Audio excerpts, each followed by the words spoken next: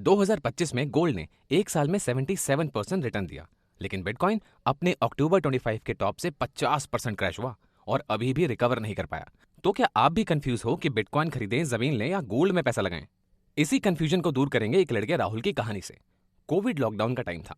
घर पे बैठा राहुल यूट्यूब देख रहा था। उसे एक वीडियो दिखी जिसका टाइटल था, मैंने बिटकॉइन में 50,000 लगाए, 6 महीने में 4.5 लाख हो गए। राहुल ने सोचा, भाई जमीन खरीदने के लिए तो 50 लाख चाहिए, गोल्ड खरीदने के लिए 1 से 2 लाख चाहिए, लेकिन बिटकॉइन में 500 से भी शुरू किया जा सकता है। उसने 50,000 लगाए। 2021 में वो 50,000 बन गए 4,20,000। राहुल खुश, कॉन्फिडेंट। राहुल ने सोचा ये तो जमीन से भी बेहतर है। फिर आया एक क्रैश। वो 4,20,000 सिर्फ 8 महीने में रह गए 90,000। राहुल के हाथ पैर फूल गए और उसी दिन राहुल के दिमाग में एक सवाल आया जो लाखों लोगों के दिमाग में भी आया होगा। क्या बिटकॉइन सच में गोल्ड और लैंड जैसी इन्वेस्टमेंट है या सिर्फ एक गैम्बलिंग एसेट है? आज हम इसी सवाल का जवाब देंगे, बिल्कुल सीधा, एकदम ऑनेस्ट और क्लियर। और एंड में मैं अपना पर्सनल व्यू भी शेयर करूंगा, जो शायद इंडस्ट्री के बड़े बड़े लोगों को पसंद ना आए, लेकिन जो सच है वो तो सच है। कुछ लोग बिटकॉइन को डिजिटल गोल्ड भी कहते हैं। कुछ लोग बिटकॉइन को लैंड जैसी इन्वेस्टमेंट मानते हैं कि एक बार खरीदो, भूल जाओ, अमीर हो जाओ। और कुछ लोग कहते हैं कि बिटकॉइन बस एक इंटरनेट एक्सपेरिमेंट है जो कभी भी जीरो हो सकता है।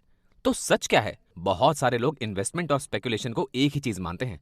ये गलत है और यही गलती राहुल ने की थी। और भाई, ये सिर्फ मेरी या तुम्हारी बात नहीं है। सीजी बाइनेंस के फाउंडर, दुनिया के सबसे बड़े क्रिप्टो एक्सचेंज के ओनर, उन्होंने रिसेंटली ट्वीट किया, bitcoin is a hard asset, other top crypto too. Hard asset मतलब वो एसेट जो फिजिकली लिमिटेड हो, ड्यूरेबल हो और वैल्यू स्टोर कर सके। गोल्ड हार्ड एसेट है, जमीन भी हार्ड एसेट है, और सीजी के अकॉर्डिंग अब बिटकॉइन भी हार्ड एसेट है। तो एक तरफ सीजी जैसा इंडस्ट्री जायंट बिटकॉइन को हार्ड एसेट बोल रहा है, लेकिन दूसरी तरफ डेटा बोल रहा है कि बिटकॉइन अभी भी 70 to 80% वोलेटाइल है।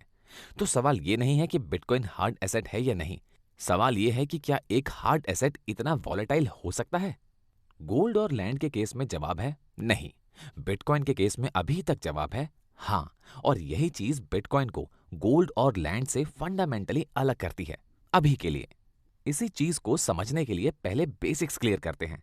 एक डिसेंट इन्वेस्टमेंट क्या होनी चाहिए? सिंपल भाषा में, इन्वेस्टमेंट वो चीज है जहां तुम्हारा पैसा टाइम के साथ बढ़ता है और तुम्हें कुछ फॉर्म ऑफ स्टेबिलिटी या इनकम मिलती रहे। एक क्लासिक इन्वेस्टमेंट के 5 साइंस होते हैं। पहला, relatively stable value, dramatic crashes regularly नहीं होने चाहिए। दूसरा, लॉन्ग टर्म वैल्यू एप्रिसिएशन, सालों बाद ज्यादा वैल्यूएबल हो। तीसरा, आइडियली कुछ फॉर्म ऑफ पैसिव रिटर्न, जैसे कि रेंट, डिविडेंड या इंटरेस्ट। चौथा, उसमें पैसा स्टोर कर सकते हैं। और पांचवा, उसका होल्ड और कंट्रोल आपके हाथ में हो। जमीन देखो, स्टेबल है, टाइम के साथ बढ़ती है, रेंट भी मिलता है। गोल्ड देखते हैं, हिस्टोरिकली गोल्ड की एनुअलाइज्ड वोलेटिलिटी सिर्फ 15% के आसपास है। स्टडी है, अपनी अलमीरा में स्टोर करके रख सकते हो और क्राइसिस में भी टिकता है। लेकिन अब सवाल यह है कि बिटकॉइन इन एसेट्स के कंपैरिजन में कहां स्टैंड करता है? Bitcoin basics. बिटकॉइन को समझने के लिए एक चीज सबसे इंपॉर्टेंट है, बिटकॉइन की टोटल सप्लाई कभी भी 21 मिलियन से ज्यादा नहीं हो सकती। और आज के टाइम पर लगभग 95% बिटकॉइन ऑलरेडी माइन हो चुके हैं। मतलब सप्लाई ऑलमोस्ट फिक्स्ड है और प्रेडिक्टेबल है। बस यही चीज बिटकॉइन को ट्रेडिशनल एसेट से अलग बनाती है। Part 2, bitcoin versus gold, the digital gold theory. Bitcoin के सपोर्टर्स कहते हैं कि बिटकॉइन डिजिटल गोल्ड है क्योंकि इनमें कुछ सिमिलैरिटीज हैं। पहली क्या है? No government control. गोल्ड को कोई गवर्नमेंट प्रिंट नहीं कर सकती, वैसे ही बिटकॉइन को भी कोई सेंट्रल बैंक कंट्रोल नहीं कर सकता। दूसरी, स्टोर ऑफ वैल्यू पोटेंशियल। 2012 से 22 के बीच में बिटकॉइन ने 3700% इन्फ्लेशन एडजस्टेड रिटर्न दिया, और वहीं गोल्ड ने सेम पीरियड में सिर्फ 30% दिया। रिटर्न के मामले में बिटकॉइन ने गोल्ड को बहुत पीछे छोड़ दिया। तीसरी, लिमिटेड सप्लाई। जैसे गोल्ड की सप्लाई लिमिटेड है, वैसे ही बिटकॉइन की भी सप्लाई एल्गोरिथमिकली फिक्स्ड है। इन्हीं सब वजहों से इन्वेस्टर्स जो हैं वो बिटकॉइन को डिजिटल गोल्ड भी कहते हैं। लेकिन अब आते हैं डिफरेंसेस पे, और यहां बिटकॉइन की डिजिटल गोल्ड थ्योरी थोड़ी शेकी हो जाती है। डिफरेंस नंबर 1, वोलेटिलिटी का फर्क। गोल्ड की हिस्टोरिकली एनुअलाइज्ड वोलेटिलिटी है 15%, जबकि बिटकॉइन की वोलेटिलिटी 60 to 80% के बीच में रहती है। मतलब बिटकॉइन गोल्ड से 4 से 5 गुना ज्यादा वोलेटाइल है। इसका मतलब क्या? इसका मतलब है कि गोल्ड अगर 10% नीचे आए तो बिटकॉइन सेम सिचुएशन में 40 से 50% नीचे आ सकता है। डिफरेंस नंबर 2, क्राइसिस में बिहेवियर। ये सबसे इंपॉर्टेंट है, ध्यान से सुनिए। जब 28 फरवरी 2026 को यूएस और इजराइल ने ईरान पे स्ट्राइक्स की, गोल्ड एक ही सेशन में $5100 से $5300 पर जंप कर गया, 2% ऊपर, और बिटकॉइन $66,000 से $63,000 पर डंप कर गया। बस यही फर्क है, गोल्ड जो है वो क्राइसिस में सेफ हेवन की तरह काम करता है, लेकिन बिटकॉइन क्राइसिस में रिस्क एसेट की तरह काम करता है। तीसरा डिफरेंस है ट्रैक रिकॉर्ड का। गोल्ड का प्रूवन ट्रैक रिकॉर्ड है 5000 सालों का, बिटकॉइन अभी सिर्फ 16 साल ही पुराना है। 5000 वर्सेस 16 साल, इनका आपस में कंपैरिजन करना ही थोड़ा अनफेयर है। तो क्या बिटकॉइन डिजिटल गोल्ड है? पार्शियली सिमिलर है, लेकिन क्या ये सेम इन्वेस्टमेंट कैटेगरी में फॉल करता है? डेटा अभी तक ये कंफर्म नहीं करता। बिटकॉइन वर्सेस लैंड और रियल एस्टेट। अब आते हैं कंपैरिजन के दूसरे हिस्से पे, बिटकॉइन वर्सेस लैंड। कुछ लोग कहते हैं भाई जमीन की तरह बिटकॉइन खरीदो और भूल जाओ, 10 साल बाद देखना। क्या ये सही है? शुरू करते हैं रियल एस्टेट के एडवांटेजेस से। सबसे पहला है फिजिकल यूटिलिटी। लोग उस पे घर बना सकते हैं और बिजनेस भी कर सकते हैं, लेकिन बिटकॉइन एक डिजिटल कोड है, टोटली इनविजिबल। दूसरा, पैसिव इनकम। जमीन से रेंट मिल सकता है, मकान से रेंट मिल सकता है। बिटकॉइन कोई रेंटल इनकम या डिविडेंड जनरेट नहीं करता, ये सिर्फ वैल्यू एप्रिशिएट करने पे डिपेंड है। तीसरा, स्टेबिलिटी। रियल एस्टेट टाइम के साथ स्टेडली एप्रिशिएट होती है, इसमें ड्रामेटिक क्रैशेस रेयरली आते हैं, जबकि बिटकॉइन हाईली वॉलेटाइल है, जिसमें शॉर्ट पीरियड में बहुत बड़े फ्लक्चुएशंस आ जाते हैं। चौथा, कंट्रोल। लैंड का कंट्रोल टोटली आपके हाथ में होता है, लेकिन बिटकॉइन को आप किसी कंपनी के हार्डवेयर या सॉफ्ट वॉलेट में ही स्टोर कर सकते हैं, जहां हैक होने का भी डर बना रहता है। यानी कंपनी गायब तो सारे बिटकॉइन भी गायब। लेकिन बिटकॉइन के अपने कुछ एडवांटेजेस भी हैं। पहला है लिक्विडिटी। जमीन बेचने में लगभग महीने लग जाते हैं, पेपर वर्क, रजिस्ट्री, बायर्स ढूंढना, लेकिन बिटकॉइन सेकंड्स में सेल कर सकते हैं, वो भी वर्ल्ड वाइड। दूसरा, एंट्री बैरियर। एक प्लॉट खरीदने के लिए लाखों रुपए चाहिए, लेकिन बिटकॉइन 100 रुपए से भी शुरू कर सकते हैं। तीसरा, रिटर्न्स। बिटकॉइन का CAGR, compound annual growth rate, past decade में हर दूसरे एसेट क्लास से आगे रहा, 80% एनुअली, रियल एस्टेट से कहीं ज्यादा। चौथा, सेंसरशिप रेजिस्टेंट। कोई गवर्नमेंट या बैंक तुम्हारा बिटकॉइन ट्रांजैक्शन ब्लॉक नहीं कर सकती, अनलाइक बैंक ट्रांसफर्स जो फ्रीज हो सकते हैं। 5, इजी टू ट्रांसफर। अगर आप इंडिया से यूएस को किसी को लैंड भेजना चाहते हो तो ये प्रैक्टिकली इम्पॉसिबल है, लेकिन बिटकॉइन का ट्रांसफर मिनट्स में हो सकता है, और ये कंप्लीटली बॉर्डरलेस एसेट है। तो बिटकॉइन वर्सेस जमीन, फाइनल पिक्चर। लैंड एक लॉन्ग टर्म वेल्थ बिल्डर है, स्लो, स्टडी, रिलायबल। बिटकॉइन एक high risk high reward asset है, एक्साइटिंग लेकिन अनप्रेडिक्टेबल।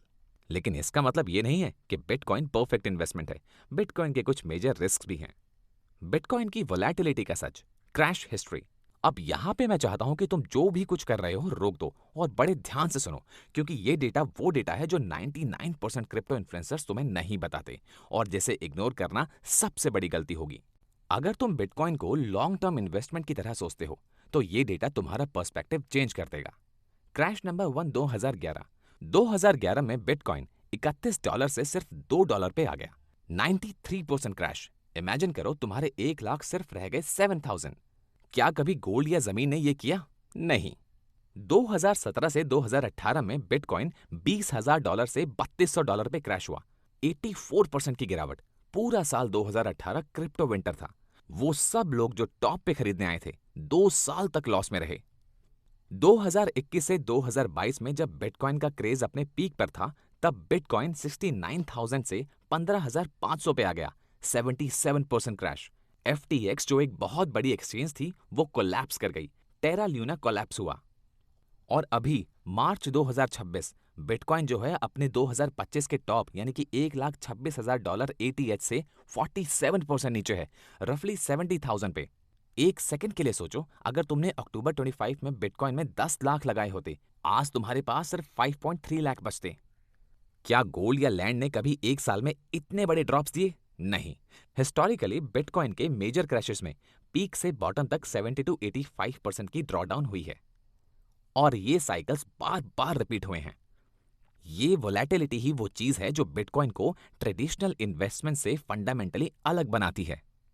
अब बात करते हैं कॉइनटास्टिक का पर्सनल व्यू। अब आता है वो पार्ट जिसका मैंने प्रॉमिस किया था, मेरा पर्सनल व्यू। और मैं क्लियरली बोल देता हूँ, ये कोई फाइनेंशियल एडवाइस नहीं है, ये मेरा पर्सनल पर्सपेक्टिव है। आप अपना डिसीजन खुद लेना। मैं पर्सनली बिटकॉइन को लॉन्ग टर्म इन्वेस्टमेंट की कैटेगरी में नहीं रखता।